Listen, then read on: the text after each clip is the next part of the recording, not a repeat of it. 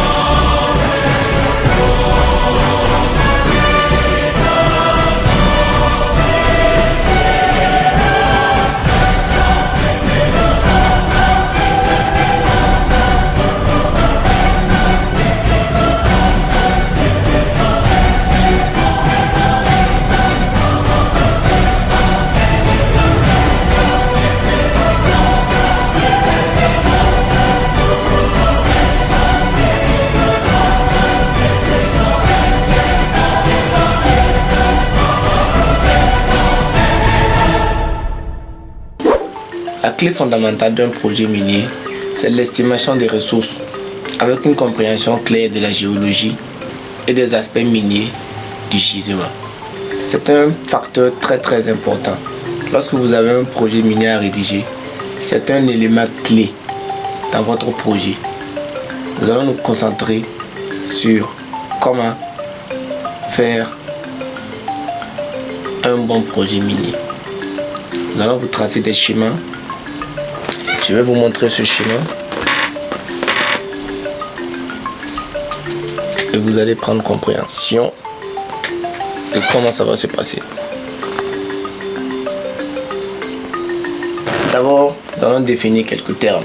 Mais avant que je définisse les termes, laissez-moi vous dire que lorsque vous avez un terrain et que vous nous contactez quand on arrive pour une prospection, nous avons des appareils, nous avons assez de drones, nous avons des dizaines de drones. Lorsque nous arrivons, nous pouvons faire de la cartographie et connaître ce qui se trouve sur votre terrain, connaître déjà le plan, les cours d'eau, les petites fractures. Et nous avons les images ici, l'imagerie se résonne ici et nous avons ça en analyse pour interpréter. Nous allons découvrir quel type de gisement il y a là-bas. Vous voyez, ces appareils sont plus puissants que les appareils qui ont envoyé les astronautes sur la Lune. Ces appareils sont plus puissants que les télescopes qui ont eu à découvrir les premières découvertes spatiales. Lorsque on voulait connaître la distance entre la Terre et la Lune, on a envoyé des satellites. On a dû construire des appareils pour envoyer et mesurer. Mais de nos jours, avec un laser, si vous visez la Lune et que vous mettez un laser, si vous allumez juste un laser, en une fraction de seconde, le temps que va mettre la vitesse de la lumière pour arriver là-bas, vous allez calculer ça et faire ce rapport et connaître la distance. Donc c'est comme ça que c'est devenu très simple. Pourtant avant, il fallait faire la loi de Kepler. G égale à Gm sur R au carré. Il fallait faire des formules de la loi de Kepler, mettre G égale à Gm sur R au carré. Et là maintenant vous avez jusqu'à mettre un point de laser. En ce temps, lorsqu'on envoyait le premier homme sur la Lune, lorsqu'on faisait les satellites pour envoyer les premiers satellites dans l'espace, dans les années 70, il n'y avait pas de téléphone, il n'y avait pas de smartphone, l'informatique n'était pas développée. Donc si vous voulez vous concurrencer de nos jours à des entreprises comme Yessas Compagnie avec des appareils de prospection comme des thermométeurs, des Siscal Pro, des résistivomètres, des appareils de géophysique standard, vous êtes en arrière parce que nous sommes en 2024 et nous possédons des appareils avec de l'intelligence artificielle pour venir faire de la prospection pour vous. Aussi sûr que vous allez trouver le minéral là-bas, c'est aussi sûr que si vous composez le 75 23 18 36 ou le 70 43 34 87, vous allez tomber sur mon numéro. Aussi sûr que composez votre numéro, vous appelez et que vous décrochez, vous n'aurez pas l'air ridicule. Je suis sûr que si on arrive et qu'on met juste les coordonnées et qu'on lance, on va trouver votre minéral là-bas. C'est très simple. Lorsque nous arrivons là-bas, l'appareil a des caractéristiques de reconnaissance des signaux qui va envoyer, des émetteurs et des récepteurs qui vont connaître les fréquences du minéral qui se trouve là-bas. Si c'est l'or, si on met les caractéristiques de l'or, la densité, la résistivité et les propriétés physiques, les propriétés chimiques, les propriétés géomécaniques. Et nous arrivons sur place, c'est scientifique. Donc contactez-nous pour toute prestation de service, pour l'achat-vente des bijoux. Contactez-nous pour vous confectionner de beaux bijoux, pour embellir vos femmes. Si vous avez les moyens, gâtez vos femmes avec des bijoux, contactez-nous. Alors, Ce que nous allons comprendre avant de rentrer dans le vif du sujet, c'est les définitions. Qu'est-ce qu'un gisement? Un gisement, c'est tout simplement une concentration anormale d'une substance chimique, d'un élément dans la croûte terrestre. Qu'est-ce qu'un minéral?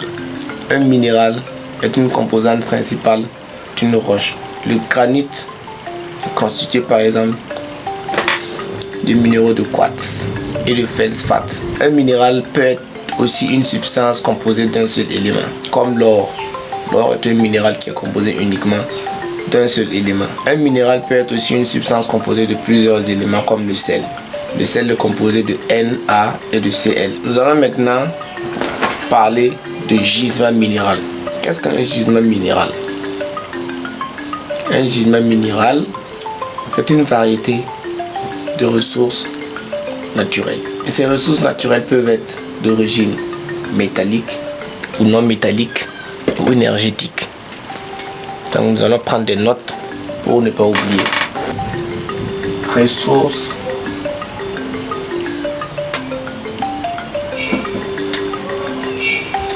minérales. GM pour gisement minéral. Un gisement, c'est une concentration anormale d'un élément dans la croûte terrestre. Un minéral, c'est la composante principale d'une roche.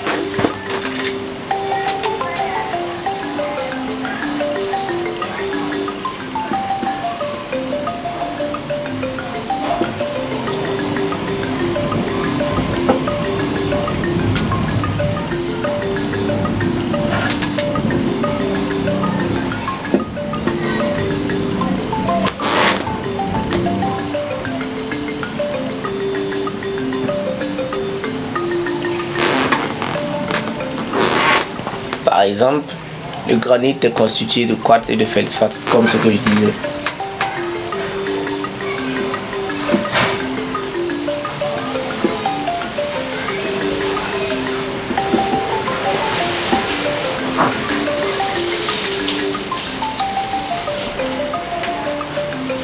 Elle peut être une substance composée d'un seul élément.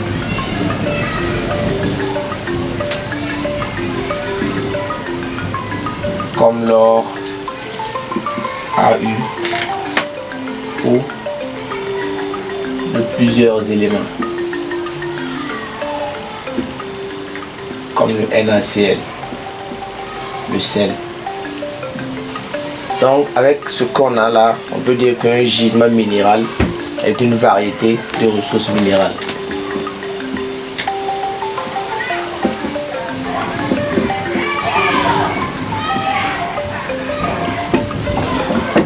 Un gisement minéral est une variété de ressources minérales.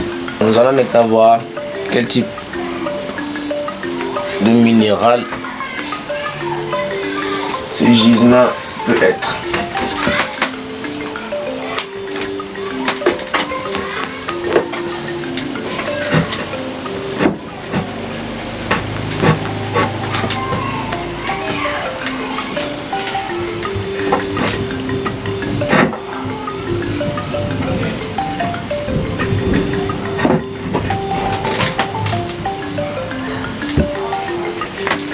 Ok.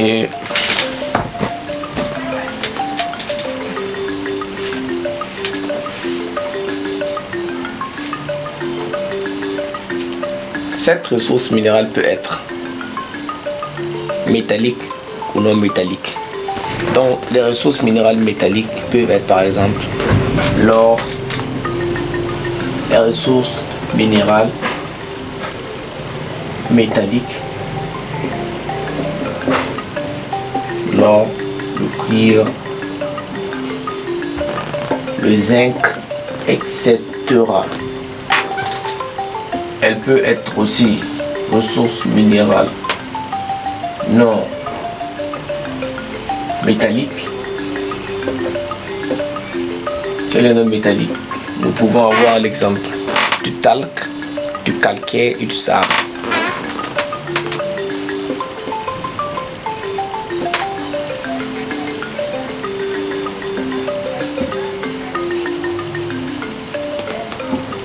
Etc. La troisième forme de ressources minérales, elle est de forme énergétique. Les minéraux énergétiques. Ça c'est le pétrole, le gaz, le charbon, etc.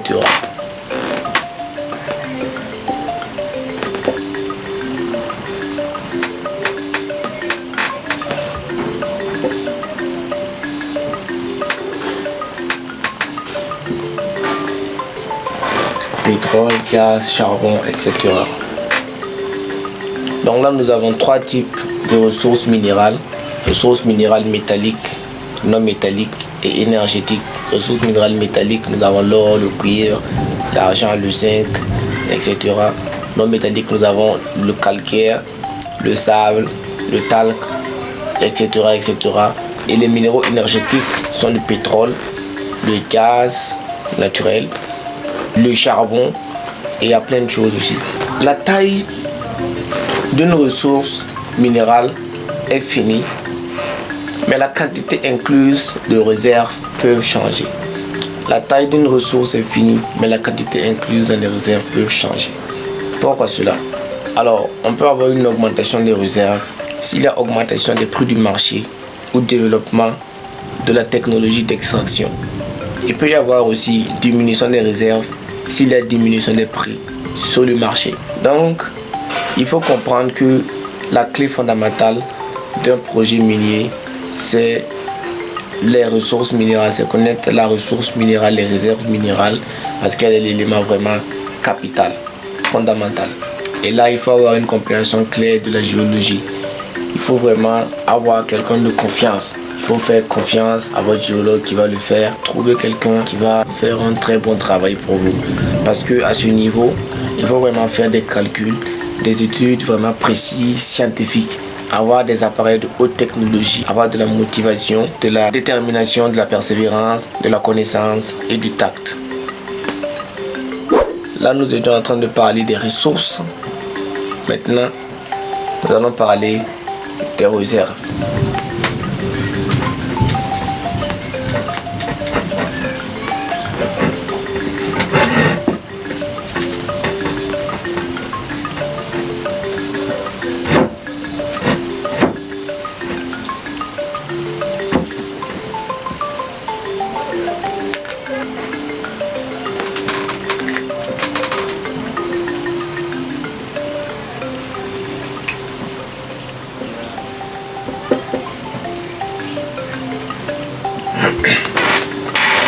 Réserve minérale. Alors ici, la réserve minérale consiste à estimer le tonnage et la teneur.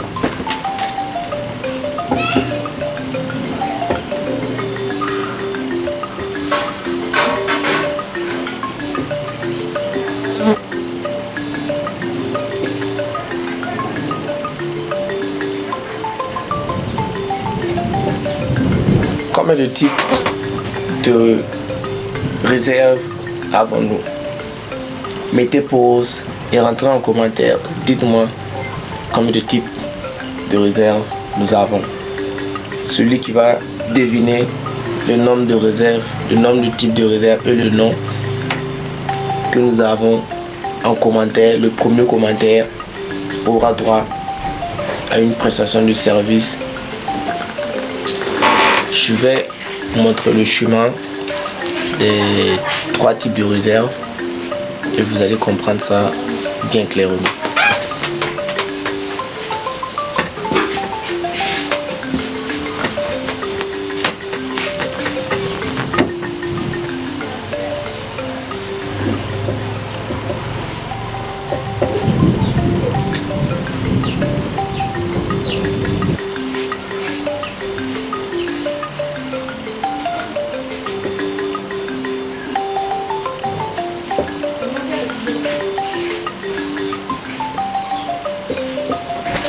Donc, avec ces deux colonnes, avec ces deux tableaux, vous avez ici les réserves et vous avez ici les ressources. Les ressources minérales sont par là, les réserves minérales sont par là.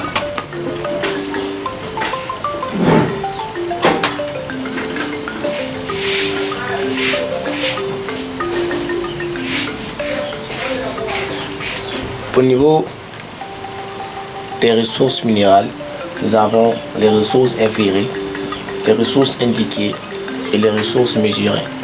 Et en fonction des caractéristiques ici, il y a des paramètres.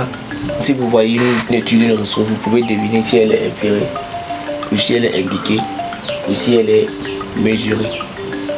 C'est quel type d'étude qu'ils ont fait et le degré de confiance du géologue et de sûreté. Tout ça pourra vous définir quel type de ressources nous avons.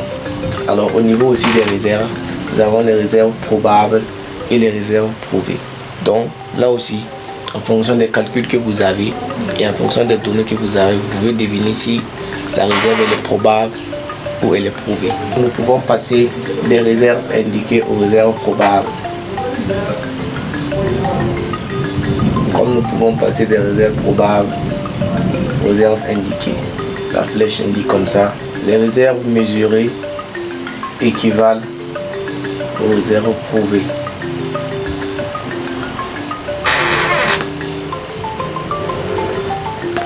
Les ressources minérales indiquées correspondent aux réserves probables et les ressources minérales mesurées correspondent aux réserves prouvées. Maintenant, nous pouvons avoir des réserves probables qui constituent les ressources minérales mesurées. Et au niveau de la ressource inférée, nous ne pouvons pas considérer que c'est une réserve d'abord. Donc pour atteindre le niveau de réserve, il faut faire des études approfondies. Si vous avez une ressource inférée, elle n'est pas une réserve. Donc là, nous allons mettre le pointillé comme ça pour relier ça à la cette zone comme ça. Les réserves et les ressources sont très différentes. Ici, ce que nous pouvons appeler réserve, c'est ce qui est mesuré. Ce que nous pouvons appeler ressources, c'est ce qui est étudié. Et là, nous pouvons mettre une échelle qui descend comme ça et ça sera en fonction du niveau de connaissance et de confiance du géologue. Le domaine que vous avez ici, tout le niveau que vous avez là, au niveau de l'étude des ressources, plus la ressource est mesurée, plus vous pouvez faire confiance à votre géologue. Les géologues qui vous donnent des résultats sur des ressources inférieures ne vous promettent pas grand chose. Les géologues qui vous donnent des résultats sur des ressources indiquées peuvent vous promettre des réserves probables. Et la probabilité maintenant dépend du taux de probabilité que vous avez. Les géologues qui vous promettent des réserves de ressources mesurées peuvent vous donner des réserves prouvées. Parce que là, nous avons des preuves qui montrent qu'il y a des réserves et les réserves sont prouvées. Et avec les preuves, les calculs qui sont là, vous verrez que c'est plus scientifique. Donc, l'étude d'un gisement minéral pour connaître les réserves et les ressources passe par ces étapes. Si vous voyez la flèche, le schéma qui commence comme ça, vous allez voir que ça va venir vers là. Donc là, vous mettez niveau de connaissance, niveau de connaissance et de confiance géologique.